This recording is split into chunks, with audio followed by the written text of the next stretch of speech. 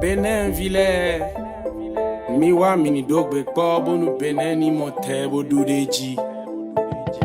Yekuru akweba we o, yekuru avoba we o, yekuru akweba we o, yekuru ochesa we o. Me yenye no zebo, tochene ruko ba we nyere. Me yenye no zebo, fifanati no bene o ba we nyere. On est tous sur le chemin, en route pour le Bénin gagnant. On est tous sur le chemin, en route pour le Bénin gagnant. Pour les femmes, les enfants et les jeunes, pour tous mes frères paysans. Laissons nos différents pour le Bénin gagnant. Yekuru akweba we o, yekuru avoba we o, yekuru akweba we o, yekuru ochesa we o. Me yenye no zebo, tochene ruko ba we nyere. Me yenye no zebo, fifanati no bene o ba we nyere. Eh bien, chers amis, je vous souhaite la bienvenue sur Franco-Culture. Une autre aventure démarre encore cette semaine où nous allons vous amener à découvrir encore une autre partie du monde où nous allons donc aller à la rencontre d'un autre invité. Et ce soir, nous sommes encore en studio avec un invité de marque que vous avez déjà vu plusieurs fois. Il est ici. Et pour une autre raison, pour pouvoir informer la communauté donc, qui vit ici aux États-Unis. Et vous savez également que votre émission Franco-Culture est désormais donc, sur les chaînes de télévision américaines, sur Time Warner Cable, sur RCN et sur FEOS. Et tous les vendredis à 22h30. Donc, vous pouvez également suivre partout dans le monde en tapant le www.mnn.org et sélectionner Channel 4.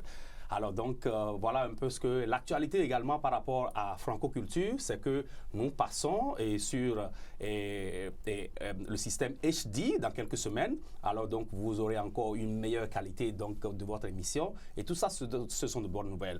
Et aujourd'hui, j'ai en studio une très grande autorité donc, de mon pays, le Bénin. Vous savez bien sûr que je viens du Bénin. Le consul général donc, du Bénin aux États-Unis, M. Eric Awosu-Beme, qui est déjà passé ici au studio plusieurs fois pour des séances d'information parce que nous sommes dans une période sensible où l'information, la bonne information a besoin de passer. Alors, je vous souhaite la bienvenue et monsieur le consul. Merci beaucoup, monsieur le journaliste. Très heureux de revenir ici dans votre studio qui est devenu le studio, également le studio des Béninois. Ça fait plaisir. Francophones qui parlent, nous sommes un pays d'expression française. Oui. Donc, je voudrais vous assurer que nous en tirons un meilleur parti.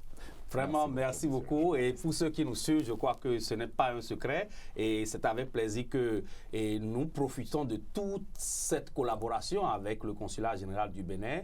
Et je dois vous avouer également que le consul est en train de se battre des pieds et des mains pour apporter un réel soutien pour que nous puissions améliorer au quotidien ce que nous sommes en train de faire ici au niveau de Franco-Culture et également au niveau donc, de Shegun Production. Alors, monsieur le consul, vous êtes là pour une raison bien précise. Merci, oui, monsieur le journaliste. Aujourd'hui, je suis ici pour annoncer aux compatriotes béninois qu'ils peuvent continuer à aller chercher leur carte d'électeur au consulat général. Très bien. La distribution des carte d'électeur se poursuit au consulat général et se poursuivra jusqu'à la date qui sera retenue pour la tenue du second tour des élections, de l'élection présidentielle. Alors, avant que vous n'ayez dans le détail, est-ce que vous pouvez nous faire un peu le point de comment les élections se sont passées, le premier tour des élections? Bon, je crois que tout s'est bien passé. Dans la convivialité, nous avions eu des membres de bureau de vote qui ont eu une très bonne formation. Et j'ai suivi à la télé du Bénin des cas d'annulation de votes parce que les membres du bureau de vote n'auraient pas respecté les consignes Je crois que ça ne s'est pas produit Très bien. pour le cas de New York. Alors là, c'est des gens à qui il faut tirer un coup de chapeau. Très bien, merci beaucoup. Alors, donc, vous, le président d'association, on sait que vous êtes venu de Chicago, vous êtes venu de North Carolina, vous êtes venu de Indiana, et pour pouvoir donc présider aux différents bureaux de vote ici à New York. Voilà, donc, son Excellence vient d'expliquer que le travail a été fait avec beaucoup de professionnalisme, et c'est le moment de vous dire merci, et grand merci par rapport à ça. Alors, la dernière fois quand vous étiez ici en studio, vous aviez eu à expliquer que les Béninois, les compatriotes pouvaient recevoir les cartes d'électeurs et par mail. Alors, ça n'a pas été le cas. Est-ce que vous pouvez nous expliquer ce qui s'est passé? Très bien. Merci beaucoup, monsieur le journaliste. Vous savez, la démocratie, c'est une quête de tous les jours. Et à chaque fois, il faut essayer de faire un pas et encore un pas et encore un pas. Nous, ce que nous avions eu à faire, lorsqu'il était question de distribuer les cartes d'électeurs, et que j'avais remarqué que on n'a pas prévu d'aller faire la distribution dans les autres États, j'avais eu à discuter avec le rapporteur du COS, l'EPI, pour lui dire que beaucoup seront pénalisés et que la meilleure manière serait que les gens aillent là-bas pour distribuer les cartes sur place. Très bien. Bon, mais il a été retenu là-bas que c'est seulement les villes qui sont retenues pour être centres de vote qui bénéficieront de la distribution des cartes d'électeurs.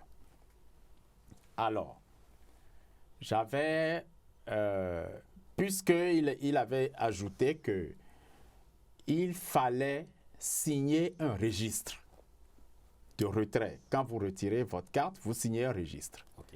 Ça veut dire qu'il faut la présence physique des personnes Oui. qui viennent retirer leur carte pour signer le registre. Et il avait également indiqué que les procurations n'étaient même pas acceptées.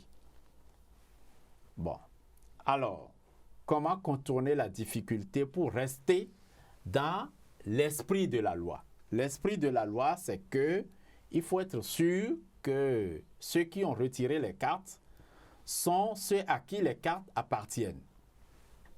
Alors, je lui avais proposé un arrangement qui consistait à ce que les personnes qui ne pouvaient pas faire le déplacement à New York et qui ne pouvaient pas non plus donner des procurations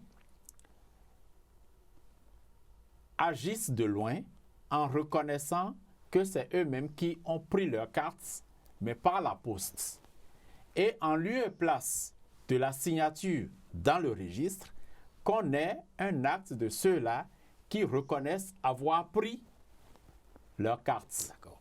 Et que le consulat atteste que là où les cartes ont été envoyées, les destinataires des cartes là, qui auraient été envoyées à la poste sont les personnes à qui les cartes appartiennent réellement. Donc, il y a une certification et un dépôt de signature. Cela sera accompagné d'un spécimen de signature.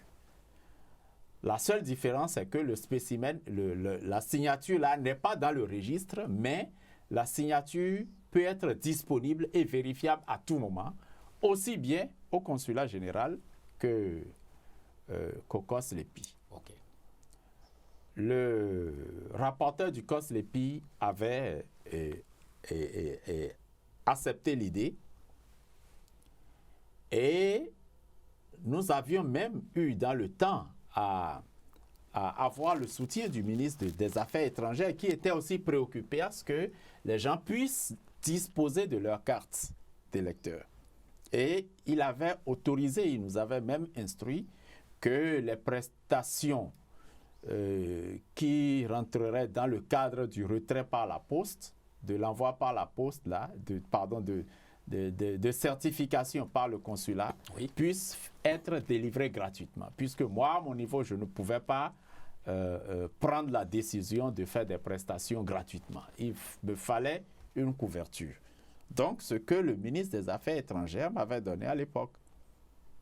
Mais entre-temps, ce qui s'est passé, c'est que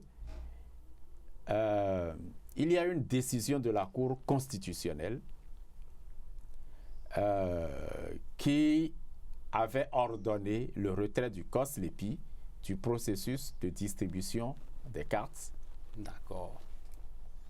Alors, comme le COSLEPI, c'est du COSLEPI que moi je tenais Cet arrangement-là. cet arrangement, Oui. et que le COSLEPI est retiré du processus de distribution des cartes, ça veut dire que ça ne pouvait plus marcher. Il fallait négocier avec les nouvelles autorités. Bon, nous avions négocié avec les nouvelles autorités qui nous ont dit, bon, qu'ils comprennent que c'est pertinent de les saisir par écrit. Nous l'avons fait et c'était entendu que ils allaient autoriser les représentants du COSLEPI qui étaient venus distribuer les cartes. Mais nous avons attendu, les instructions n'étaient pas tombées. Alors, moi, j'ai confié tous les dossiers de ceux qui avaient demandé à ce qu'on leur envoie, ceux qui avaient demandé à jouir de cet arrangement. Oui. J'ai transmis leur dossier aux représentants du COSLEPI, c'est parti, mais une suite favorable n'a pas été réservée à cette démarche. Donc, voilà ce qui s'est passé dans la réalité et les gens n'ont plus eu leur carte. Mais quand cela s'est passé,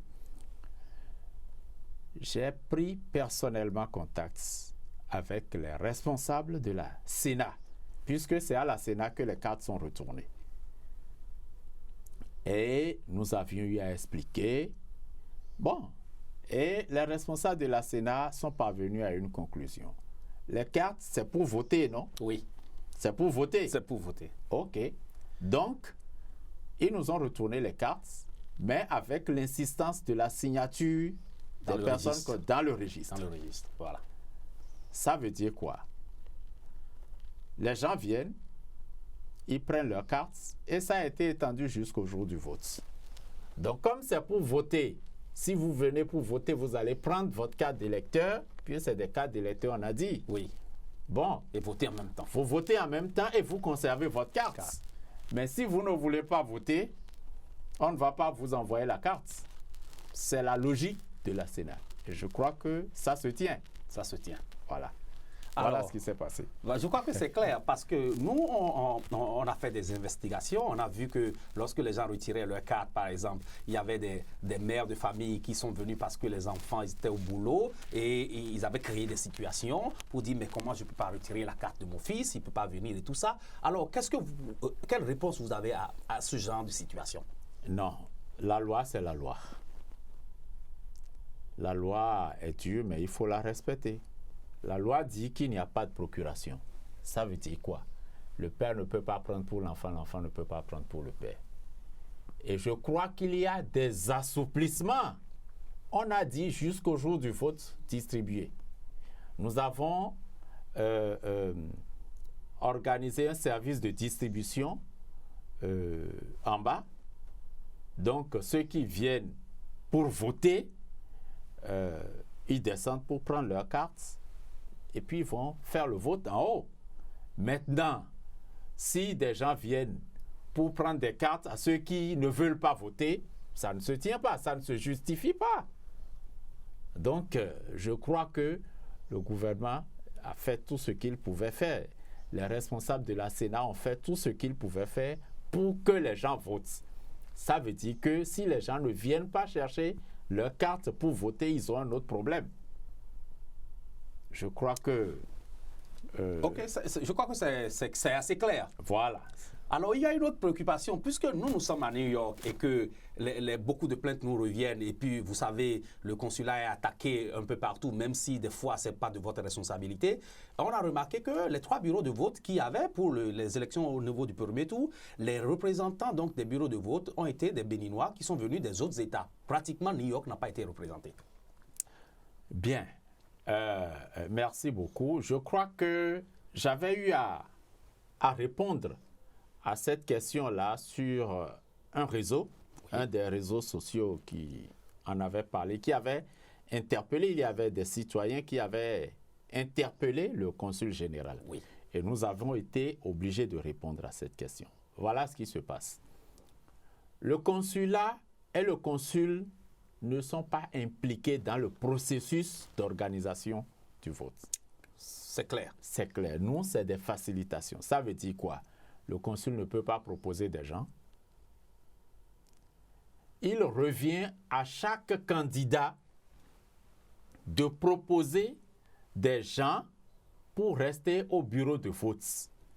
Et les candidats remettent la liste de leurs propositions à la Sénat.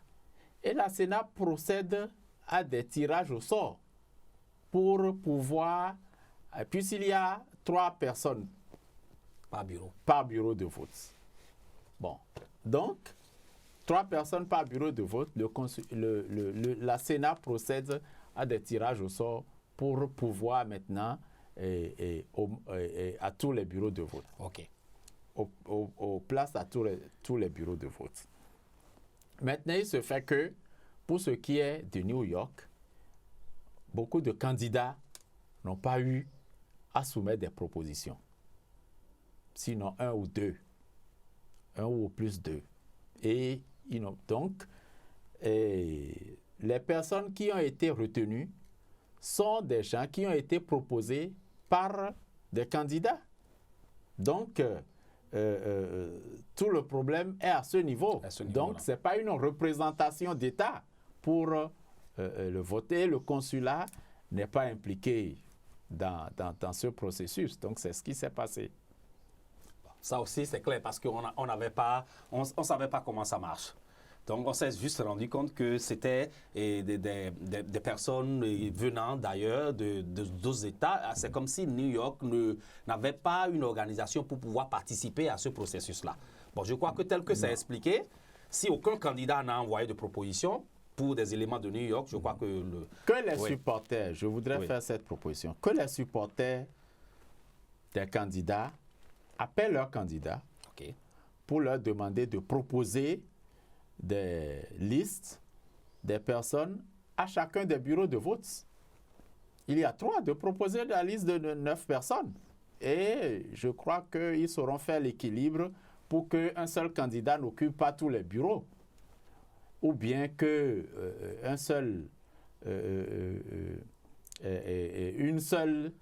que des régions ne se sentent pas marginalisées par rapport par rapport à...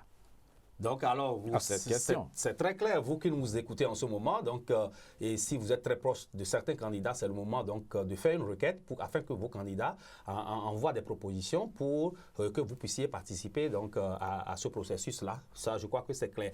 Le jour des élections, Son Excellence, nous avions remarqué que la mission permanente du Bénin a été fortement militarisée. Il y avait pratiquement une unité antiterrorisme de la police de New York qui était à l'entrée. Est-ce qu'il y avait une situation qui méritait de telles dispositions? Merci beaucoup, monsieur le journaliste. C'est le consulat général qui a sollicité la présence de la police pour couvrir les élections. Et la police est arrivée, est restée de 7h jusqu'à 23h. Oui. Donc, c'est une requête du consulat général au département d'État pour couvrir les élections. Et puis, en fait, ce n'était pas pour rechercher des terroristes. Il n'y en a pas. En fait, l'objectif, c'est de rassurer tous les compatriotes qui viendraient voter qu'ils sont en sécurité et qu'il ne leur arrivera rien. Alors, ça veut dire quoi? Parce que les élections, vous savez, c'est très sensible. Vous savez que sur les sites, sur les différents réseaux sociaux, des gens s'attaquent personnellement, ça donne lieu à des attaques personnelles. Bien sûr. Et ces mêmes personnes peuvent venir se rencontrer au lieu de vote, au consulat, pendant le vote, ils peuvent venir se rencontrer. Et il peut avoir des échauffourées. Donc, il faut anticiper. Il faut voir le danger venir de loin. Donc, c'est pour ces raisons-là que nous avons essayé de demander l'assistance du département d'État et de la police pour sécuriser. Au pays, il y a également des policiers. Dans les bureaux de vote, partout où les élections ont eu lieu, il y a eu ça. Donc, c'est la même chose. Et l'objectif, c'est quoi? C'est pour rassurer nos compatriotes, du moins ceux qui sont animés de bonnes intentions, qui viennent seulement voter et repartir chez eux, qu'il ne leur arrivera rien, qu'ils sont en parfaite sécurité et éventuellement ceux qui viendraient avec de mauvaises intentions, qu'ils puissent aussi comprendre qu'ils ne pourront pas mettre en œuvre leur plan s'ils en avaient. D'accord. Et qu'il ne peut pas se produire de la bagarre sur les lieux de vote. Parce que cela contribuerait à entacher la crédibilité du vote. Absolument, oui. Donc, c'est pour ces raisons que nous avons pris nos responsabilités. Oui. Voilà. Alors, consul, on ne vous voit pas beaucoup, mais il faut qu'on profite de l'occasion pour que je vous pose les questions, ce qui y a sur toutes les lèvres au niveau des États que vous gérez. Est-ce que le consulat peut prendre des dispositions à l'avenir pour que, vu que les États sont très éloignés, pour que lorsqu'il y aura un service à l'endroit du Béninois qui vit donc sous vos juridictions, qu'il puisse avoir un rapprochement de ce service-là vers la région dans laquelle il vit? Qu'est-ce que je veux dire par là? Lorsqu'on a demandé aux gens de Chicago, de Californie, de venir à New York pour retirer leur carte et de revenir encore pour voter, est-ce que sur le plan pratique, ça aide le Béninois qui vit aux États-Unis? Bon, je crois que, comme je l'ai dit, oui, il faut aller progressivement. D'accord. Et il faut aller également en tenant compte de nos moyens. C'est ça. Depuis longtemps qu'on organisait des élections à l'étranger, oui, je crois que c'est la première fois qu'il y a eu enrôlement, oui, des Béninois dans les autres États et dans 8 États relevant de la juridiction du consulat général. Je crois que c'est un pas important. Et c'est un progrès qu'il faut saluer en espérant que cela sera amélioré progressivement au fil du temps.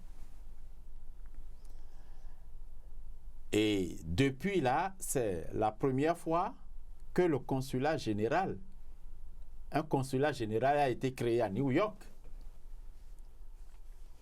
Voyez.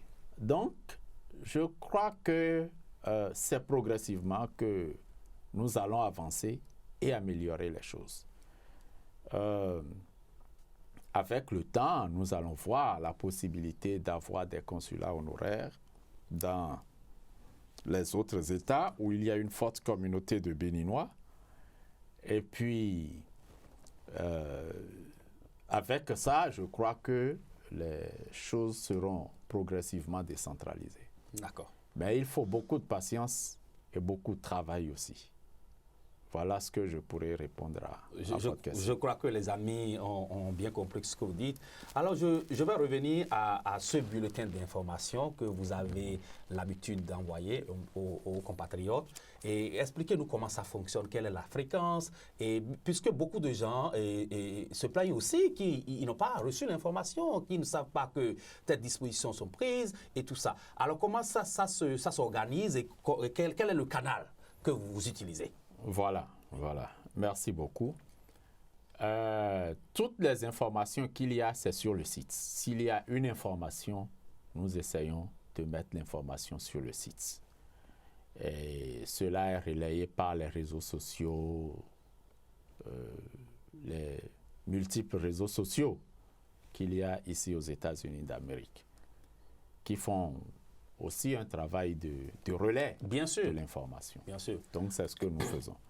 Et puis, périodiquement, nous n'avons pas encore une périodicité, mais notre objectif, c'est de pouvoir le faire une fois par mois, d'envoyer des bulletins d'information. Je crois que nous l'avons déjà fait 2 à 3 fois déjà. Bien sûr. Et ces bulletins d'information regroupent toutes les informations, c'est-à-dire toutes les activités qu'il y a eu au niveau du consulat général, ainsi que les informations, les communiqués que nous envoyons directement dans les boîtes e-mail des compatriotes. Mais ça, nous ne pouvons pas le faire tous les jours non plus, parce que cela a un coût.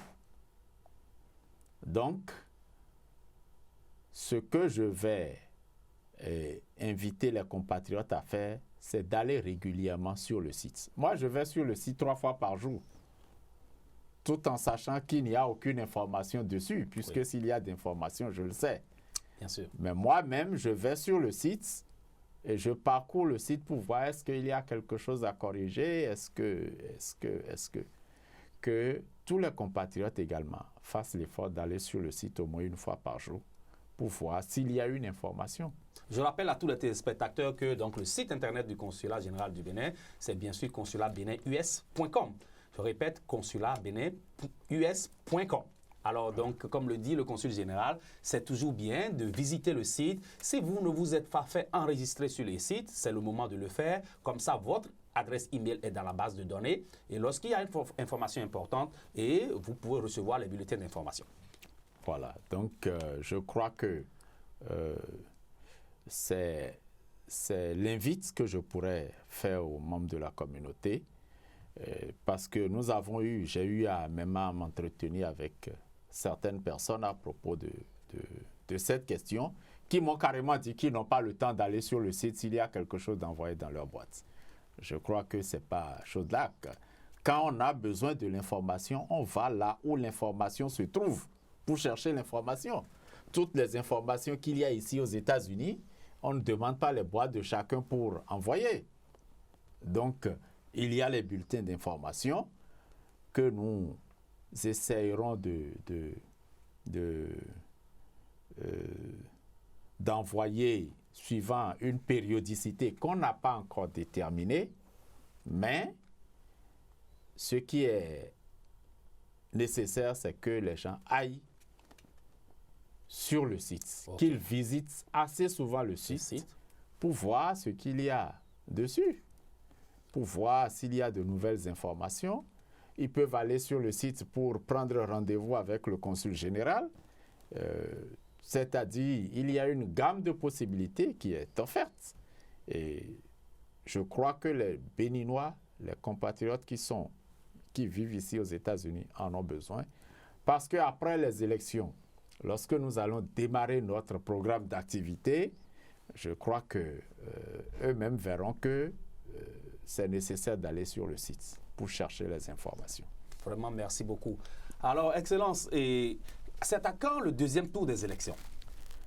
Bon, le deuxième tour des élections, on ne sait pas encore. Évidemment, j'ai lu sur beaucoup de réseaux sociaux des dates qui sont avancées ça et là, mais il faudrait mieux attendre la Cour constitutionnelle, que la Cour constitutionnelle rende public les résultats et que la Cour constitutionnelle dise quand est-ce qu'il y aura le second tour.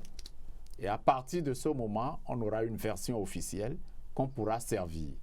Mais à l'étape actuelle, nous ne sommes pas en mesure de dire, de pronostiquer comme les gens le font, de parier sur des dates. Ouais, donc... On ne peut pas faire ce genre de... Non. On ne peut pas faire ce genre d'exercice parce que ça ne fait pas sérieux. Oui. Vous avez totalement raison là-dessus. Voilà. Donc, on attend que la Cour constitutionnelle dise les choses officiellement. Officiellement. Et tout le monde est fixé. Tout le monde sait, voilà, la Cour a donné les résultats. voilà les candidats qui vont au second tour, voilà la date qui est retenue, etc. Parce que ce qui est fait actuellement, c'est les grandes tendances qui sont données, ce n'est pas des résultats. Ouais. Et la Sénat n'a pas non plus dit à quand le second tour aura lieu. Donc, ce sont les tendances que nous avons actuellement. Oui, oui. Donc, on ne sait pas ce qui va arriver. Non, on ne connaît pas encore les résultats. Voilà. D'accord. Donc, pour récapituler, donc, la raison principale pour laquelle vous êtes ici aujourd'hui, c'est pour donner la nouvelle que les compatriotes peuvent continuer à aller chercher leurs cartes d'électeurs. Jusqu'au jour du vote, ils peuvent venir chercher. Mais après ça, après le second tour, toutes les cartes qui n'auraient pas été retirées seront purement et simplement retournées à Cotonou. Et il n'y aura plus de distribution de cartes. Oui.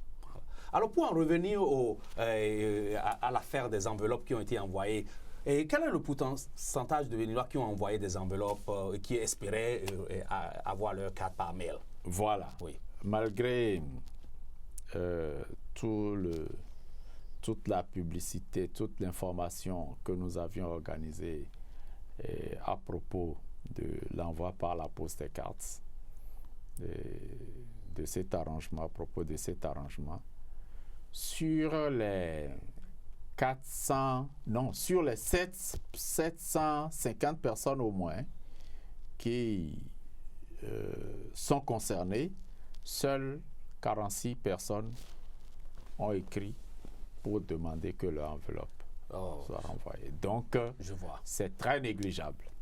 Cela veut dire que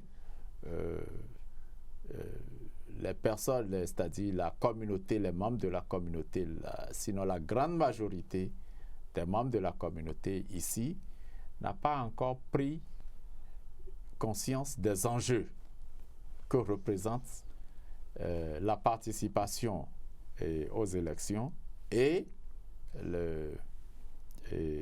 la possession des cartes d'électeurs. Voilà. Donc, c'est ce que je pourrais répondre à cette question. Merci beaucoup. Vous qui nous suivez en ce moment, donc nous avons en studio le consul général du Bénin aux États-Unis, M. Eric Aoussou-Bémé, qui est revenu encore une fois au studio ici pour une séance d'information et dans le cadre donc de la tenue du deuxième tour des élections et qui aura lieu dans quelques semaines. Alors, Excellence, Monsieur le consul général, alors quel est le dernier mot que vous avez à l'endroit de la communauté? Oui, le dernier mot que j'ai à l'endroit de la communauté, c'est de les inviter à faire confiance à nos institutions, de les inviter à venir chercher massivement leur carte d'électeur pour participer à la désignation, au choix du prochain président qui, pendant 5 ans, aura à présider aux destinées de notre pays. Ce n'est pas quelque chose qui arrive assez régulièrement. Ça arrive une fois en 5 ans. C'est ça. Et c'est mieux de faire le voyage pour voter et pour retirer en même temps sa carte, plutôt que d'être amené à faire le voyage pour aller à Cotonou pour chercher la carte. Parce que les cartes là d'électeurs, on a dit que cela a valeur de carte d'identité nationale. Avec la carte consulaire, s'ils rentrent au pays, ils ne peuvent pas faire une opération là-bas avec les cartes consulaires, mais ils peuvent faire des opérations avec leur carte d'électeur qui a valeur de carte d'identité nationale. Et ils peuvent l'utiliser pour demander d'autres pièces administratives. Donc, les gens n'ont qu'à prendre la mesure de l'enjeu et jouer pleinement. Voilà l'appel que j'ai à lancer en direction de nos compatriotes. Et c'est vrai qu'il y a des questions qui viennent à tout moment. Je me rappelle que certains compatriotes se sont confiés à nous et qui ont participé à l'opération d'enrôlement et ils étaient venus dans le but de pouvoir retirer leur carte et de pouvoir participer aux opérations de vote, mais à leur grande surprise, ils n'avaient pas leur carte. Non, il y a eu des erreurs. Okay. Il y a eu beaucoup d'erreurs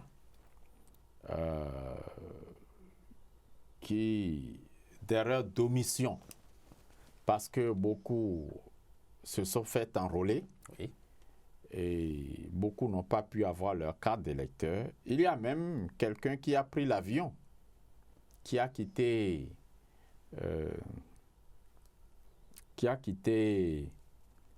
la Caroline du Nord oui. Pour voter. Bien sûr. Et qui découvre qu'il n'a pas sa carte d'électeur. Moi, ce que je voudrais demander à tous nos compatriotes, c'est d'aller sur le site du COSLEPI, de vérifier que leurs cartes sont ici, puisqu'ils peuvent vérifier ça au moins. Bien sûr. Bon, de vérifier que leurs cartes sont là avant de prendre la route pour venir pour éviter ce genre de situation. Ce genre de surprise, quoi, désagréable. D'accord. Bon, qui n'est pas...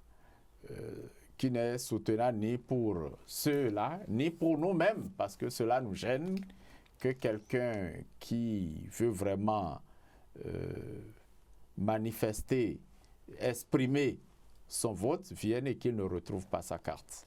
Donc, ça là, nous n'y pouvons rien.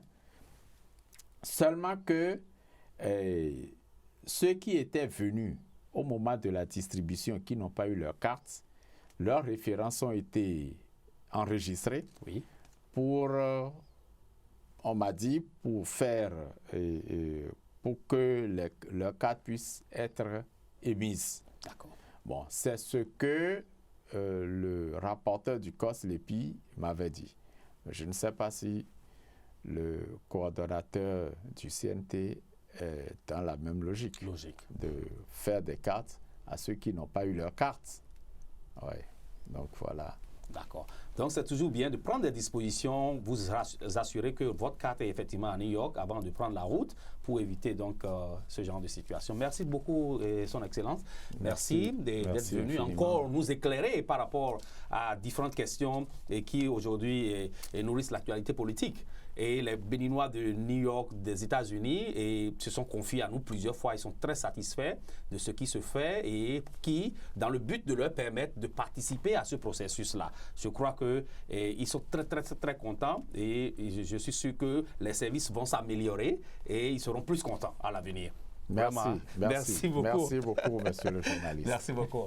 Alors, chers téléspectateurs, donc c'était donc encore Franco Culture. Nous sommes sur Franco Culture où nous avons reçu donc le consul général du Bénin aux États-Unis, M. Eric Aoussou-Bémé, qui est venu encore pour une séance d'information, une séance d'explication, une séance de clarification par rapport à beaucoup de questions qui se posent aujourd'hui, afin que les Béninois qui sont concernés puissent quand même avoir la bonne information.